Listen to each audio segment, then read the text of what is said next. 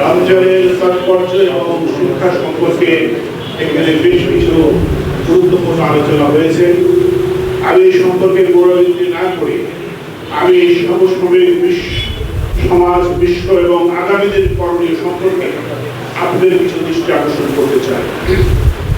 প্রিয় ভাইরা আমার, আমরা আজকে ব্যথিত এই জন্য যে আমাদের এই ভাই, আমাদের এই অন্যতম রাহবার ইরানের যারা আজকে মজলুম জনতা আজকে একটি সেই কারবালার প্রান্তরের মুখোমুখি দাঁড়িয়ে আছে।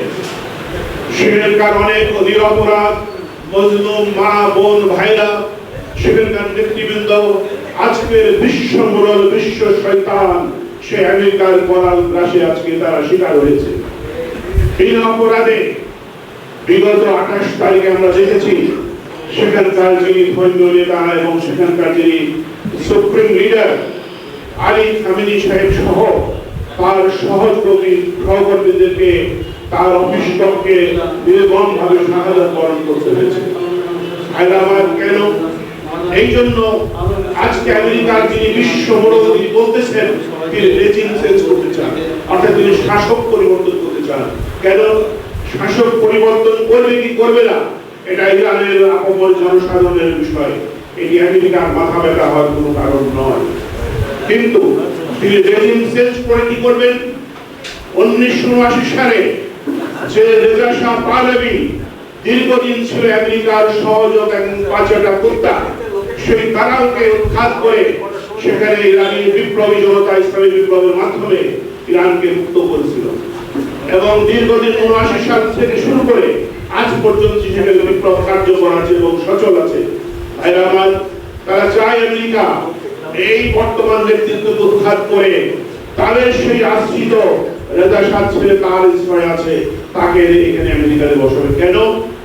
আমেরিকার খনিজ সম্পদ আমেরিকা তার গ্রাস করতে চায়, যেমন ভাবে আমেরিকার পার্শ্ববর্তী যে সমস্ত মুসলিম দেশগুলো আছে জানেন, ব্যতীত হয় বলতে হয় বাহরাইন, কুয়েত, আমিরাত, সৌদি সহ আজকে গোটা মধ্যপ্রাচ্যের দেশগুলো সেখানে রাজন্য বর্গ, সেখানকার মুসলিম জনগণ অবশ্যই তারা ঠিক আছে, তারা আমেরিকার দালালি করে না, আমেরিকার অনুগত নয়।